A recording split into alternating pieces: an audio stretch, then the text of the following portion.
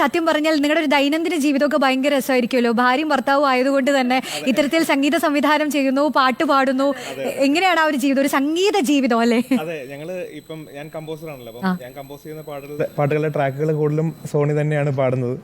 അപ്പം ഇപ്പം ഞാൻ ജസ്റ്റിസ് ഫോർ ജെനി എന്ന് പറഞ്ഞൊരു തമിഴ് ഫിലിമാണ് ചെയ്തുകൊണ്ടിരിക്കുന്നത്. അതിലെ ട്രാക്കുകൾ പാടി ഡയറക്ടർ പറഞ്ഞു ഈ സിംഗർ തന്നെ മെയിൻ പാടിയാൽ മതി. അങ്ങനെ 2 പാട്ട് അതിലും പാടിയിട്ട് നമ്മുടെ ഫ്ലാറ്റിന്റെ കൂടെ തന്നെയാണ് നമ്മുടെ വർക്ക് സ്പേസ് സ്റ്റുഡിയോ ഉള്ളത്. അപ്പം നമ്മൾ എന്തെങ്കിലും ജോലിക്ക് ആണെങ്കിലും അല്ലെങ്കിൽ വേറെ എന്തെങ്കിലും പണി ഗൗതം പറയും വരും ഒരു പാട്ട് പാടിയിട്ട് പോകും. ഞാനത് അങ്ങനെ പാടാറില്ല. ഞാൻ പാടുന്നത് എനിക്ക് ആരെയും കേൾപ്പിക്കാൻ അങ്ങനെ ഇഷ്ടമില്ല. ഞാൻ എനിക്ക് വേണ്ടി തന്നെ കമ്പോസ് ചെയ്യാൻ പാടും. അപ്പോൾ അതുകൊണ്ട് സോണിയുടെ ശബ്ദത്തിലാണ് കൂടുതലും എൻ്റെ ട്രാക്കുകൾ പുറത്തോട്ട് പോകാറുള്ളത്. ഡയറക്ടറുടെ ആണെങ്കിലും പ്രൊഡ്യൂസറിൻ്റെ ആണെങ്കിലും ഒക്കെ പോകാറുള്ളത്. അപ്പോൾ അങ്ങനെ സോണി ഇപ്പൊ സിനിമയിൽ തന്നെ പാടിയിട്ടുള്ള ആ ഒരു പാട്ട് തന്നെ അല്ലെ, ഒരുപാട് പ്രേക്ഷകർ ഏറ്റെടുത്തൊരു പാട്ടാണ്. ആ പാട്ടൊന്ന് നമുക്ക് പാടിയാലോ? ഓക്കെ, അത് 4 Years എന്ന് പറഞ്ഞ മൂവിയിൽ ശങ്കർ ശർമ്മ ചേട്ടൻ്റെ മ്യൂസിക്കിൽ ഒരു 3 പാട്ട് പാടിയ സിനിമയിൽ അതിൽ ഒരുവിധം എല്ലാവരും